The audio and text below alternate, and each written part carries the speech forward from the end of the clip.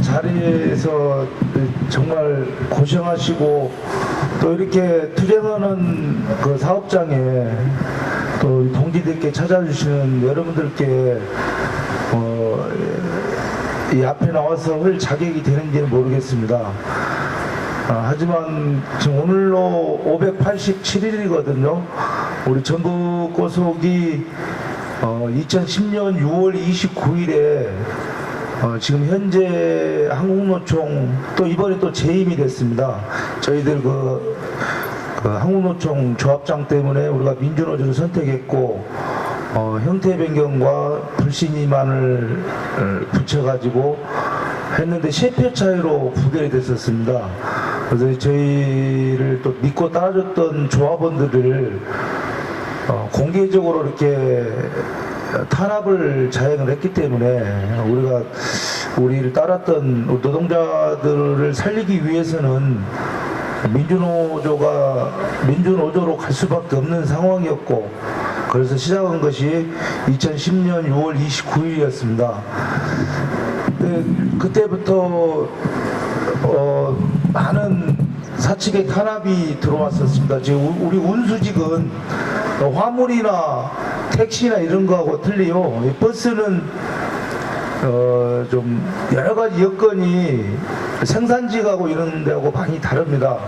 그래서 사측이 우리 그 노동자들 탄압할 수 있는 또 제어할 수 있는 그런 여러 가지 이유가 있어요. 예를 들어서 저는 고향이 전라남도 구례입니다. 그런데 저희 전북고속이 지금 98년 역사인데요. 그런 그 현장에서 일하면서 하루라도 좀 집에 더 가고 싶고 또 조금이라도 좀 더 좋은 차, 새 차를 하고 싶은 그런 그 개인주의죠.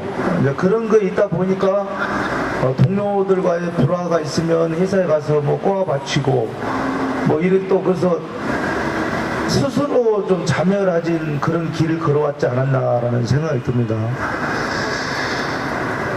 그래서 전북고속이 그런 과정이 오면서 6월 29일 날 됐고 또 그걸 무너해서 우리 그 청춘을 바친 정말 32년, 33년 되신 분들도 많습니다. 지금 현재 지금 엊그저께 한 분 사표 내고요. 지금 40명 남았습니다만은 그 동지들이 정말 전북고속의 그 얼굴이라고 할 수 있죠. 그런 사람들을 민주노조 가입했다는 그 한 조건 하나로 본기사에서 내리고 또 기름이 많이 먹는다는 그 말도 안 되는 그런 이유로 또 징계 매기고 여러 가지 탄압이 있었습니다. 그럼에도 불구하고 저희들이 186명이 제일 처음에 민주노조를 조직했었습니다. 그래서 그때 당시에는 전북고속만 그 민주노조로 6월 29일 가입을 했었는데 저희들이 그 총파업을 그 민주노조 그 버스 본부에 요구를 많이 했었습니다. 그때는 354명인가에서 우리가 186명이었으니까요. 과반수가 넘었고 그래서 파급력이라든지 이런 거 있을까 해서 본부에 많이 요구를 했지만은 어떤 본부 어떤 투쟁했던 그런 선배들의 입장에서 봤을 때는 전북고속만으로 투쟁을 이루지 못한다. 승리할 수 없다라는 그런 그 판단 아래 시내버스까지 이제 조직화 사업을 하기 시작했었습니다. 그래서 전주 시내권 내에 5개 시내버스하고 아까 사회자께서 말씀하셨지만 그 부안 새만금이란 스마일이 있습니다. 스마일이 같이 결합을 했었고 그 다음에 부안 새만금이 또 교통이 있습니다. 그래서 6개 저희까지 7개 사업장이 이렇게 조직화를 해서 2010년 12월 8일에 이제 총파업에 들어갔죠. 공 4시부로. 그런데 우리는 그 동기들도 잘 아시겠지만 합법적인 파업도 여러 가지 이유를 들고 불법으로 매도를 합니다. 그래서 12월 8일 08시 정도 돼서 공권력이 침탈을 들어왔습니다. 강경 진압을 해서 그 대표적인 회사가 전북고속이기 때문에 전북고속을 주 타켓으로 삼아서 저희들이 48명 정도가, 지금 오래돼서 기억이 잘 안 납니다만 48명 정도가 연행이 됐습니다.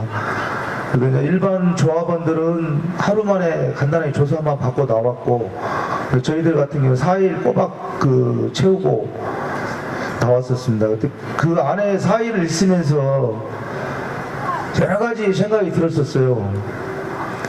지금도 손가락을 다쳐서 신경이 정상적이지 않지만은 차라리 좀 노조가 강경 진압 당해서 차라리 여기서 끝내버렸으면 좋겠다라는 생각을 솔직히 가졌었습니다. 제가 쟁의부장직을 맡고 있지만, 그래서 4일 만에 나왔을 때 한 50여 명의 동기들이 완산경찰서 앞에서 대호를 갖추고 구호를 외치고 우리 지도부 3명 나올 때 환호를 부를 때, 제가 또 그때 생각하니까 또 눈물이 나오려고 그래.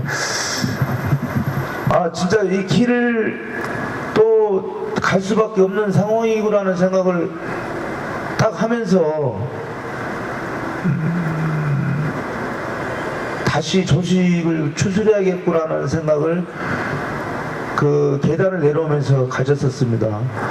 그래서 지금까지 587일 왔지만은 여러분들도 아시다시피 우리 민주노총의 산별조직이 전북고속이 제일 먼저 조직을 했고 탄압도 제일 많이 받았지만 공동투쟁, 공동타결, 공동복귀임에도 불구하고 146일 동안 시내버스 5개사와 같이 투쟁하면서 조직이 많이 줄어들었습니다. 지도부는 이 조직이라도 보존하기 위해서는 잠정 합의안이라도 돌출을 해야겠구나라는 판단을 내렸던 것입니다.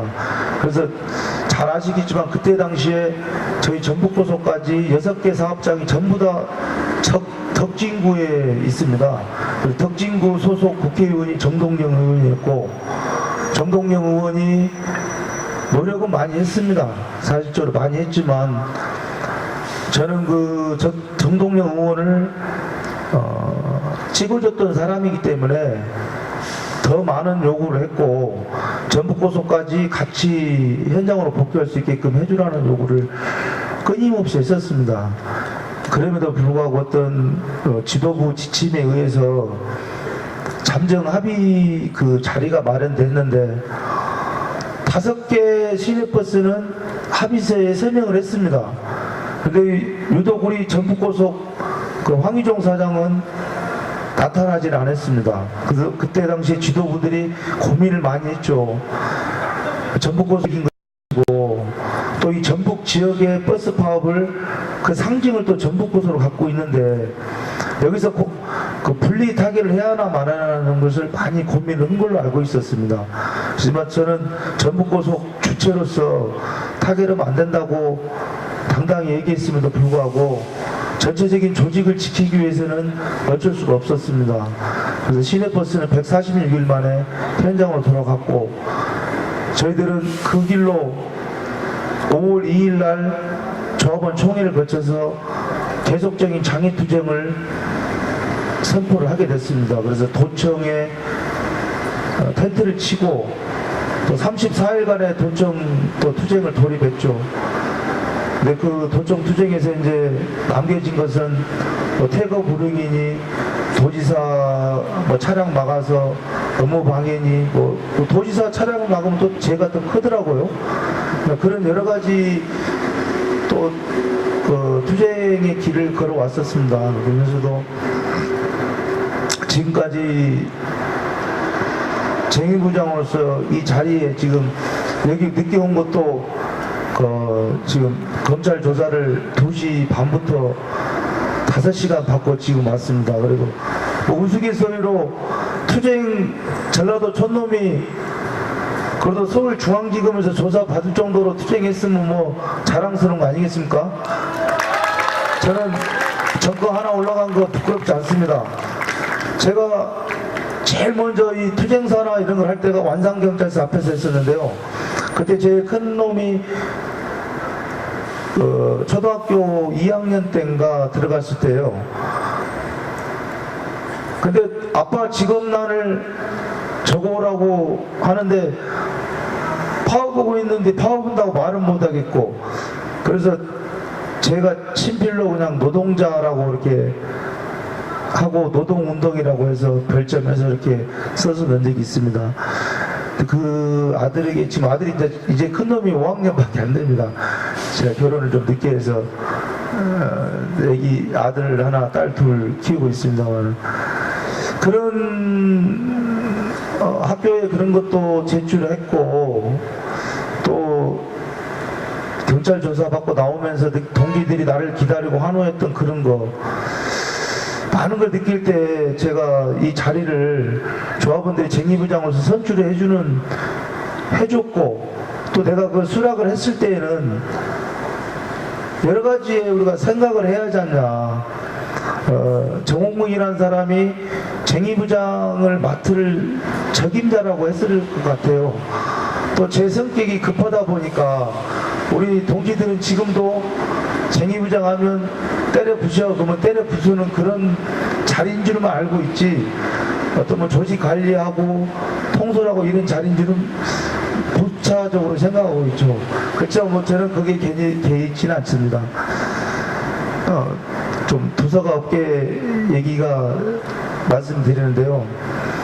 제가 587일 동안 문호동 무임금, 정말 저는 문호동 무임금으로 지금 하고 있습니다. 제 와이프가 지금 일 나간 지 한 5개월 됐습니다. 한 70만 원 정도 벌어오더라고요. 그 전에는 정말 문호동 무임금으로 빚으로 또 뭐 적금 들었던 거 해약하고 뭐 이래서 지금까지 버텨오고 있습니다만은, 제가 이 전북고속의 이 투쟁을 접을 수가 없는 이유가 있습니다. 제가 전라남도 구례라고 고향을 소개해드렸는데요. 그때 39명 있는 군내버스를 제가 먼저 제일 처음에 버스를 시작했습니다. 근데 그때 당시에 조합장이라는 사람이 구례군 토지면에 있는 사람이에요. 그리고 거기를 관할한 영업부 부장이 지금 전라남도 광신고속의 사장 그 차남입니다. 저희 그 구례하고 같은 자매이사인데요. 제가 거기를 들어갔더니 그 조합장이라는 사람이 시내버스도 물론이지만 군내버스도 이 돈통이라고 그러잖아요. 돈통을 이제 끝나면 들고 갑니다.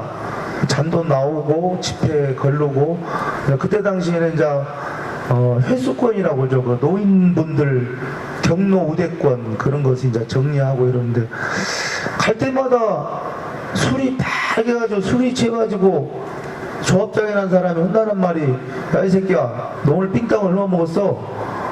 뭐 애진간이 처먹어라? 제가 표현하는 게 아니 그대로 전달하는 겁니다.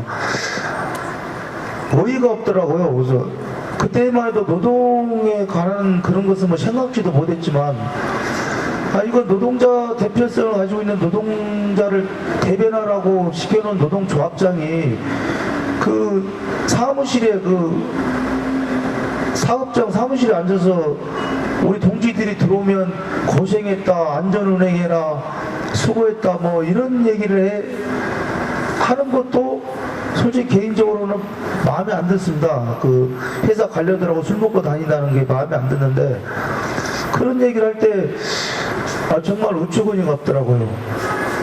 그래, 그런 와중에 저보다 한 5개월 정도 늦게 들어온 분이 있는데요. 그분이 지금 돌아가셨습니다.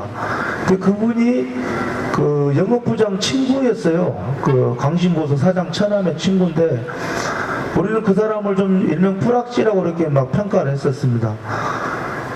저 사람은 그 부장하고 친구니까 술 한잔도 같이 먹으면 안 된다, 뭐 이런 식이 됐었죠.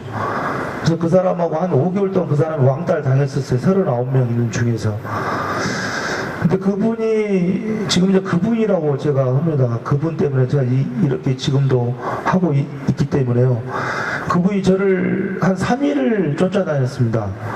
그래서 만나자, 한번 만나자 그래서 혼자는 못 만나고 나하고 친한 동생들 같이 만나자 해서 만났습니다. 만났는데 그 얘기를 막 하더라고요. 무슨 얘기를 하냐면 자기가 부산에서, 제가 부산에 그런 교통이 있었는지 모르겠습니다. 부산은 제1교통에서 그거 엄청 큰 회사였는 것 같더라고요. 근데 거기서 조합장까지 해먹었었다. 그분이 장성 사람인데요. 지금 조합장 생각을 어떻게 하냐, 저거 조합장으로서의 자질이 있냐 라는 그런 식의 얘기를 많이 하더라고요. 그래서 저도 같이 공감을 했고, 그러면서 그분이 저에게 제의를 했습니다. 바꿔야 하지 않냐. 자기의 그 업적도 얘기하고 자기의 그 노동운동관도 얘기를 하고, 여기 와서 5개월 동안 뿌락질한 소리 들으면서 겪었으면서도 자기가 이런 나를 만나서 또 내가 좀 할 수 있는, 자기 일을 분필해주면 바꿀 수 있다는 그런 신념이 섰다는 거죠. 그래서 저를 만나서 그런 얘기를 많이 했어요. 이제 그때 당시 작업을 했죠. 이제 그래서 가진 뭐 협박은 없었습니다. 저한테. 제가 워낙에 좀 카리스마가 강해가지고요. 저는 성질나면 그 사무실 들어가면 지키부터 때려 부셔버리니까 마음 안 들면. 근데 왜 내가 그렇게 당당하게 얘기를 하냐면요, 저는 사무실에 배차라든지 쉬는 날 이런 것을 절대 요구하지 않습니다. 그때 당시에 그 다른 조합원들 쉬고 배차가 너무 뭐 몰리면 안 되니까 편할 때 그냥 한 3일 전에만 얘기해줘라.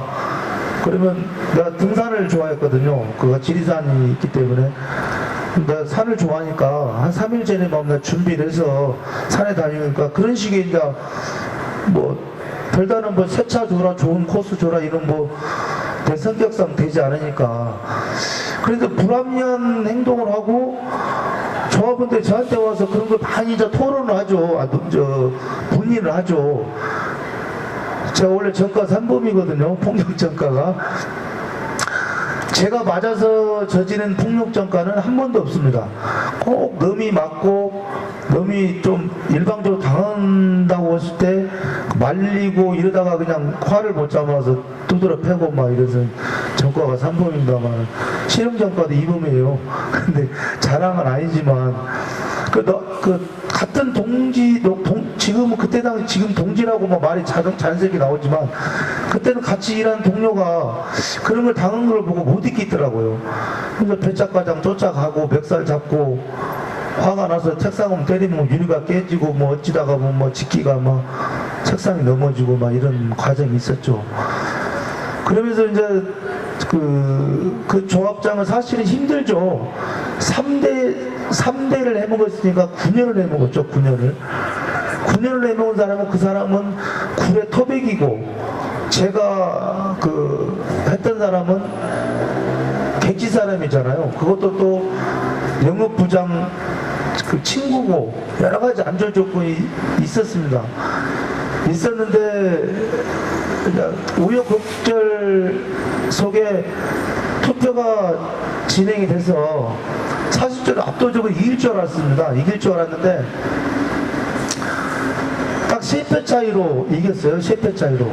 그러니까 그 중에서도 동생 말을 동생 보고 찍어야지, 형님 보고 찍어야지 했던 사람들도 안 찍었다는 거죠. 그건 뭐냐면 지역주의죠. 이왕이면 그래도 우리 고향 사람, 우리 동네 형이 낫겠지. 저 사람 시켜놓고 막말로 저것보다 더 못도 못째. 이런 것이 더 강했던 것 같습니다. 그래서 이제 조합장을 바꾸고 노동 환경을 많이 바꿨습니다. 기본급도 많이 올렸고 만근 일수도 줄였고, 지금도 물론이지만 제가 제일 그때 당시 취약했던 게 뭐냐면 구례가 시골이다 보니까요, 숙박지가 맨 산골짜기예요. 숙소가 제대로 돼 있는 게 아니고 뭐 시골에 가면 소주 끓이는 방, 일명 골방이라고 그러죠. 그런 데 자고 또 밥도 새벽에 일어나서 먹어야 하고, 하물며 뭐 눈이 오면은 동네 사람들이 눈 쓸어주고 내려가고 이런 지역도 있습니다. 고지대가 많다 보니까. 근데 씻는 것이 불편해요. 물을 끓여서 씻고 손발밖에 못 닦고, 이런 노동 환경이 좀 안 좋았죠. 그래서 제가 어찌됐든 제일 우선적으로 했던 것이 그 숙소, 씻는 부분, 속박 다니면 잠이 편해하거든요. 그래서 그런 것을 우선적으로 했고, 그 다음에 임금 인상 시켰고, 근무 일수 줄였고, 또 여러 가지의 그 개선을 많이 했었습니다. 그런데 내가 왜 고향을 버리고 떠났냐면, 처음에 찍어준다는 사람들도 안 찍어줬음에도 불구하고, 누가 누군지 솔직히 모르죠. 실명은 분명히 안 찍은 건 사실이고, 근데 그런 과정 중에서 와서 또 개별적으로 요구가 들어옵니다. 저에게. 형, 나는 분명히 찍었어. 우리 동생 찍었어. 라고 하면서 아까 말씀드렸던 개인주의적인 어떤 조직을 위하고 전체를 위한 그런 개선되는 요구를 해야 하는데, 형, 나 빨리 끝나는 코스 좀 줘. 또 차 좀 좋은 차 좀 줘. 이런 걸 조합장한테 요구를 해주라는 거죠. 근데 그 조합장의 그 신념이 확고한 사람인데, 나도 확고하지만 얘기할 수가 없었습니다. 그래서 그때 당시에 제가 진짜 이런 사람들하고 내가 같이 내가 이런 그 어떤 불합리한 대접을 받으면서 내가 계속 해야 할까, 내가 할 만큼은 했어 라는 생각에 제가 지금의 전라북도에 있는 아무에게도 말하지 않고 호랑고속을 입사서를 냈습니다. 94년도에. 그래서 94년도에 호랑고속으로 와서 또 근무를 한 3년 4개월 정도 했었습니다. 근데 호랑고속은 좀 단수들이 높더라고요. 이 조합장의 그 단수가. 그 인원이 조직이 크다 보니까. 그 사람이 처음에는 이제 그런 구례에 있을 때 그런 사람들의 좀 실증을 느껴가지고 노동이라든지 동지들의 애로사항 이런 걸 일절 외면을 했었습니다. 근데 사람이 탁월하는가, 남이 자꾸 당하는 걸 못 보겠어요. 그래서 또 거기에 개입을 하고, 그러다 보니까 사측에 또 계속 이제 요주의 인물이 되고, 조합장한테 이제 계속 그 찍히는 이런 또 그런 여정을 걷죠.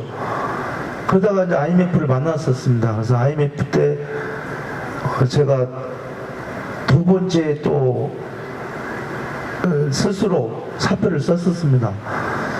정말 내가 다시는 버스 운전하는 놈들하고 내가 밥 한 끼를 먹으면 내가 성을 갈겠다. 다시는 운전직을 안 하겠다라고 그만두고 포장마차부터 했었습니다. 그때 총각 때니까. 포장마차도 해보고, 고속도로 건설 현장에서 노가대도, 우리 일명 일용직 노가대도 해보고, 이삿짐센터도 해보고, 별걸 다 해봤습니다. 운전만 안 하려고. 그러다가 2010년, 9년도부터 제가 다시 이제 핸들을 잡습니다.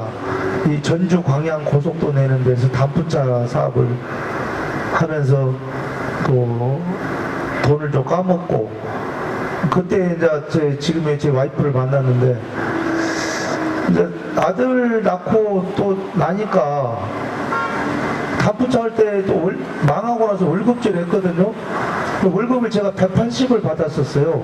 그 활동비 20만원하고, 또 이 건설 동지들 계신가 모르겠지만, 어디 건설 현장 가면 또 우리 일명 삥땅이라고 뭐 모래 한 차, 뭐 흙 한 차 싣고 나오면 또 싸게 팔아먹고 이런 게 부수입이 짭짤했거든요. 한 달에 한 230만 원씩 벌었죠. 근데 장래성이 없더라고요.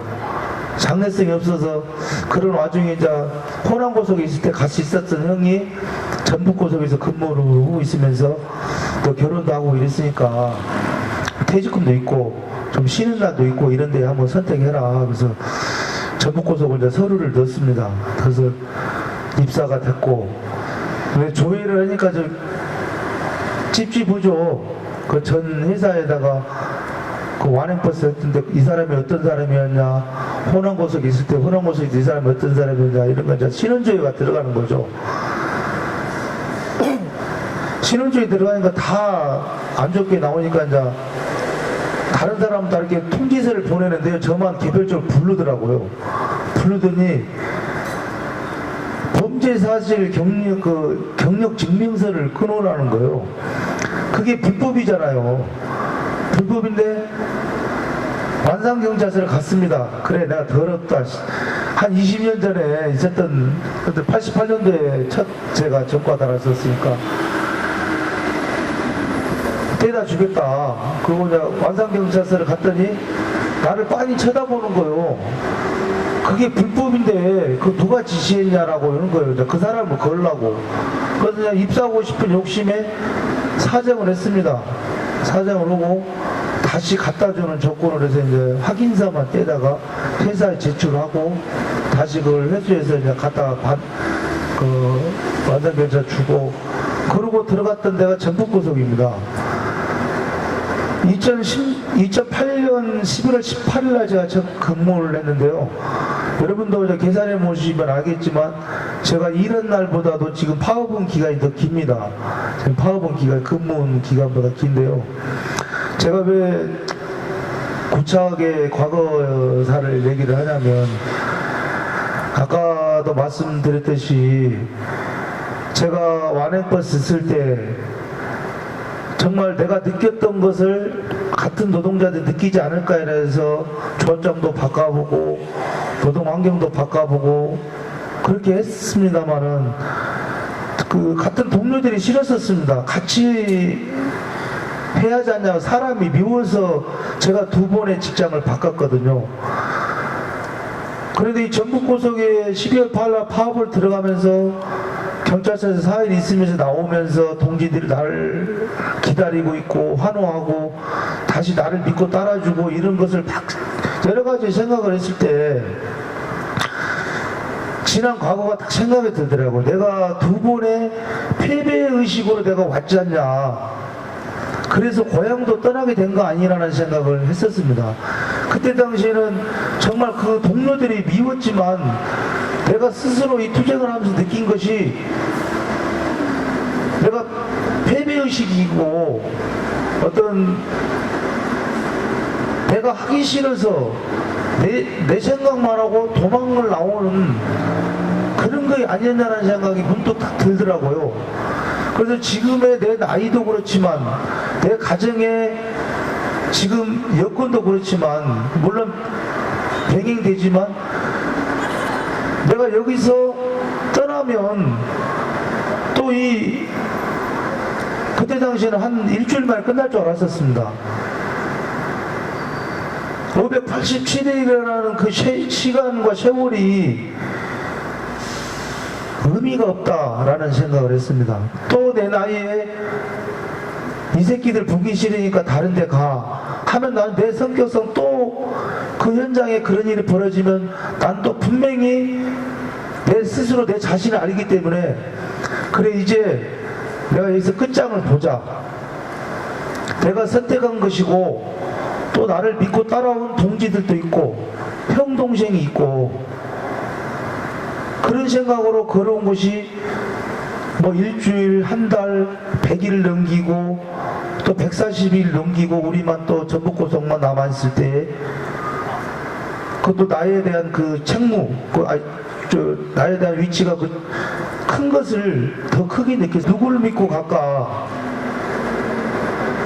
140일 길에 그 투쟁이 헛되이면 우리 흔한 말로 개새끼들 진짜 개고생하고 쳐 들어왔네.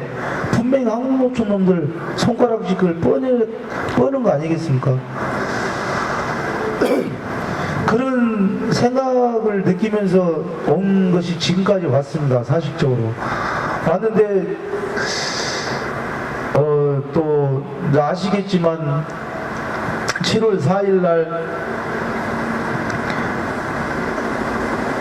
직장 폐쇄 철회를 하면 조건 없는 복귀를 하는 걸로 전체적으로 결정이 났습니다. 그래서 7월 3일 날 기자회견을 했는데 시내버스는 7월 4일부터 배차를 해주겠다 라고 해서 다 복귀를 했고요. 일부 선봉대라는 그 이름으로 해서 각 분해배다지만 5명에서 6명씩 남아있습니다. 전북고속만 또 직장폐쇄 지금도 안 하고 있습니다. 그래서 우리가 강하게 요구를 했고 여론에 이런 것이 사측에 좀 불리하고 이런 것이 있었습니다. 그래서 지금은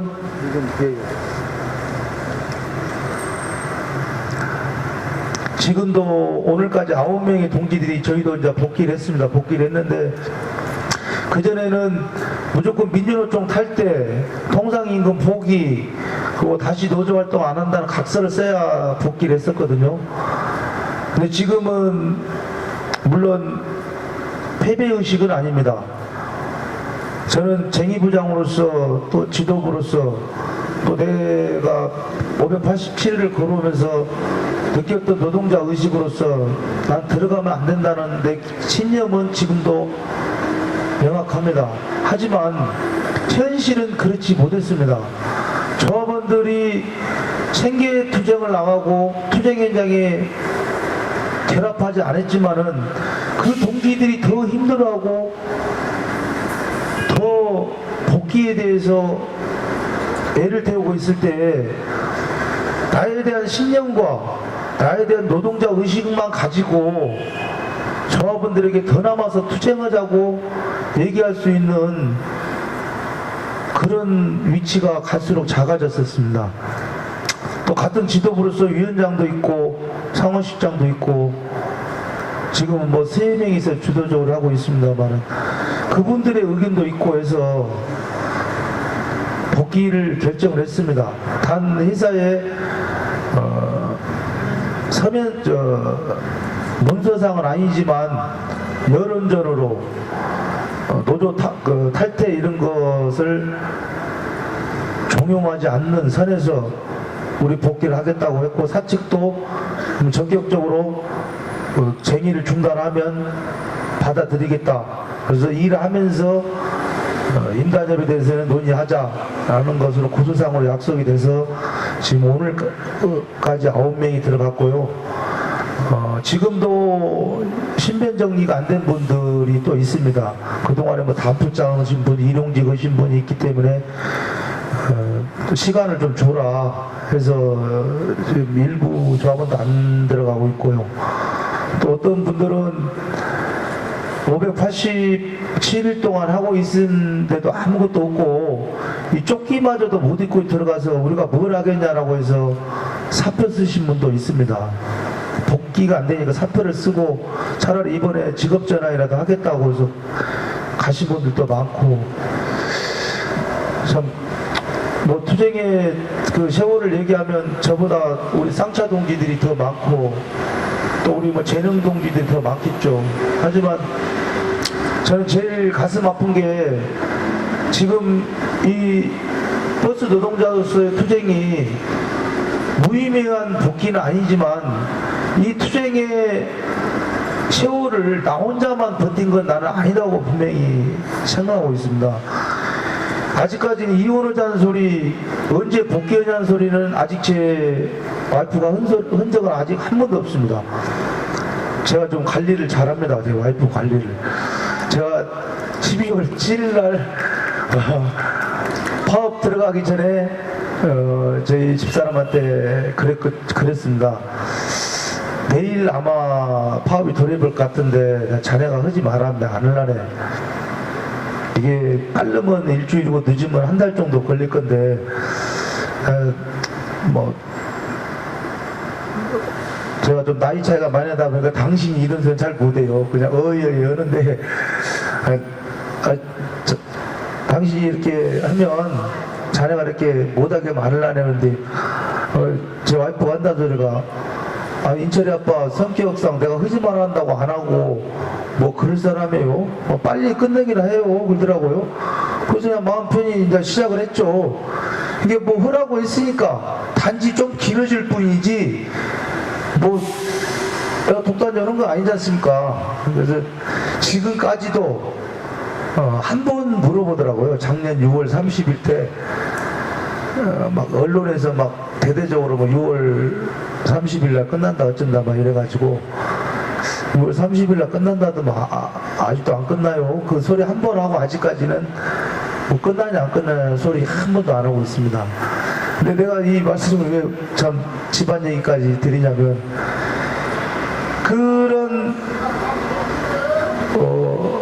내 와이프가 쟁의부장으로서 활동을 하고 당당하게 조직을 이끌어갈 수 있는, 내가 개인을 위하지 않고 조직을 위하고, 다만 당당하지는 못하죠. 어떤 경제적인 면이라든지 남편으로서 역할은 못하니까 당당할 수는 없지만, 내 와이프의 남편으로서, 또 나 3명의 자녀를 둔 아빠로서는 나는 부끄럽지는 않다고 생각합니다. 어디 가서 저는 자랑스러운 아빠라고 얘기하고 다닙니다. 네, 587일 동안의 이 힘든 이 투쟁이, 동지들도 잘 아시겠지만 저라고 애들 눈치 안 보고 제 와이프 눈치 안 보겠습니까? 제가 집사람한테 이쁨 받으려면 내일이라도 당장 복귀하면 됩니다. 아니면 생계투쟁 나가도 됩니다. 그런데요, 아빠가 587일 동안 100일이나 집에 들어가는가 모르겠습니다. 천막 생활하면서 애들이 통화만 하고, 화상통화로 아빠 보고 싶다고, 같은 전주지만, 또 내 와이프가 당당한 전북고 속의 쟁의부장으로서 활동하라고 그 힘든 경제적인 거, 자기 소갈이 이런 것도 표현을 안 하는, 그것도 저는 희생이라고 봅니다. 그래서 이 투쟁이 나만의 투쟁이 아닌, 나만의 희생이 아닌 가족과 또 우리 연대 동지들, 그 힘이 지금까지 버틸 수 있는 밑거름이었다고 저는 동지 여러분께 말씀드리고 싶습니다.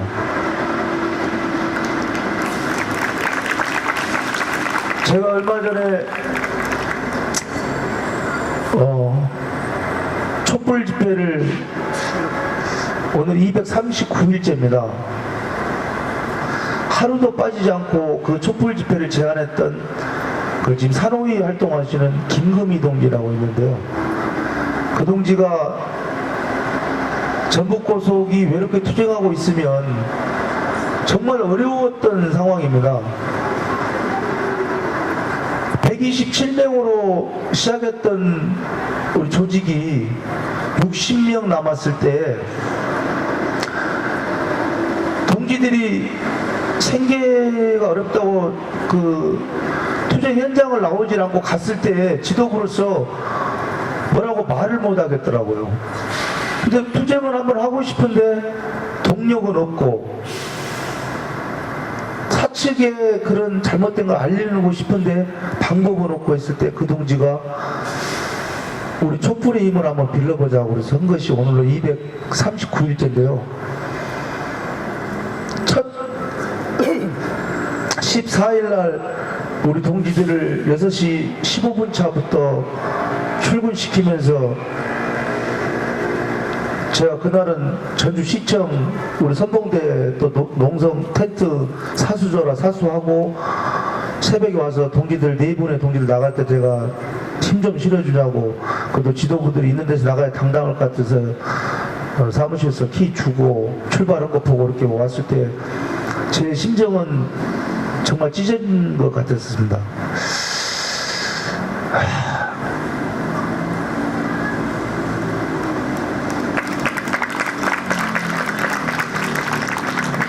그때 그 촛불을 처음에 제의했던 여성 동지를 볼 때, 그 촛불 힘으로 우리 동지들이 그나마 들어간다라고는 생각이 되면서 그 동지를 똑바로 쳐다보지를 못하겠더라고요. 그 동지는 항시 건물 안에서 혼자 1인 시위하고, 우리는 건너편에서 집회 신고 내고, 거기서 5명, 6명 모여서 앉아있다 보면 활동가들 오고, 학생들 오고, 뭐 우리 노동운동에 또 전북지역의 대부이신 우리 이세경 교수님도 오시고, 그런데 조합원들 4명을 복귀시켜놓고 내 스스로 막 눈물이 나는 거예요.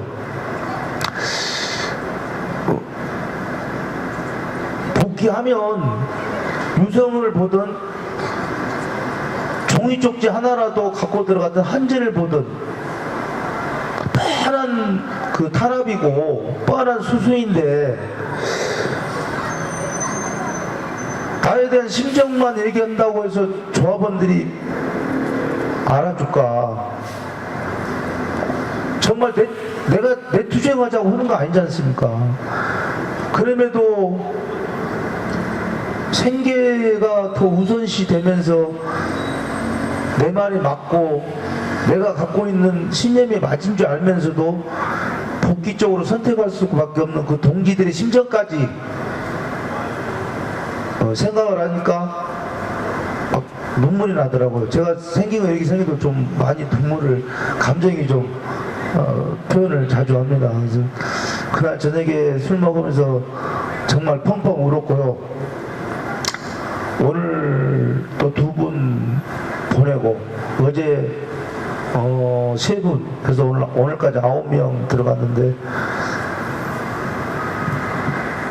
그렇게 힘든 길이지만 또 저는 마무리를 해놓고 들어가야 할 또 위치고, 또 노조비라도 일괄 공제를 해놓고 최소한 인정을 한다고 하지만 조합사무실도 안 주고 있는 상황이라서 노조비라도 민주노조 조합원이라고 소속감이라도 다 만들어주고 나서 나도 이제 생계를 한번 생각을 해봐야 하지 않냐.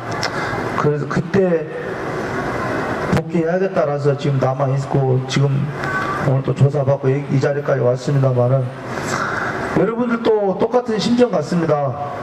개개인이 그 큰 쌍차 동기들 22명의 동기들을 보내고 가슴에 동기들 묻고, 정말 조직에서 지원해준 돈이 얼마나 되겠습니까? 작은 돈이라도 자유롭게 내가 번 돈 내가 쓰고 싶겠죠. 그렇지만 누군가는 조직을 이끌어야 할 것 같고, 누군가의 희생이 있음으로써 더 좋은 노동 환경과 더 좋은 임금 조건을 우리가 쟁취한 거 아니겠습니까? 그래서 저는 노조 사무실, 노조비 일괄 공제, 가장 복수노조에 기본적으로 해줘야 함에도 불구하고 그것마저도 탄압받고 있는 전북고속이 앞으로 얼마나 더 갈지 모르겠지만, 일단은 조합원들이 생기게 된 것은 이제 해결이 됐기 때문에 임단협 체결 될 때까지 저는 갈 겁니다. 그래서 제가 선택한 길과 내가 이 자리에 있게끔 뒷받침해준 가족, 또 힘들 때마다 와서 힘내라고 밥 사주고 술 사주고 등 두드렸던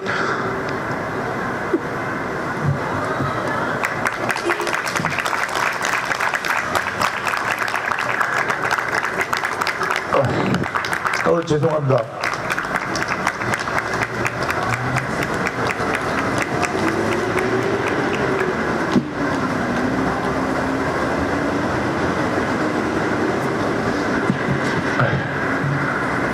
그런 동기들의 마음이 흔들리지 않게끔 끝까지 싸워서 여러분들이 가져준 관심만큼 우리 40명의 조합원들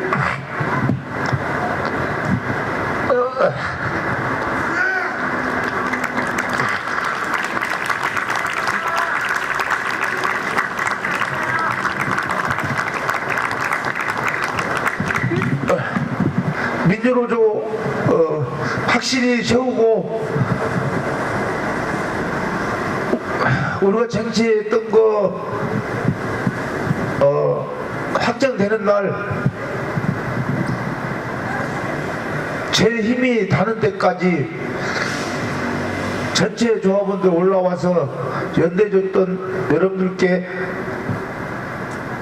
공동으로 인사드리고 투쟁 보고하는 그런 날이 올 것입니다. 그때까지 끝까지 연대해 주시고 지지해 주시면 고맙겠습니다. 고맙습니다.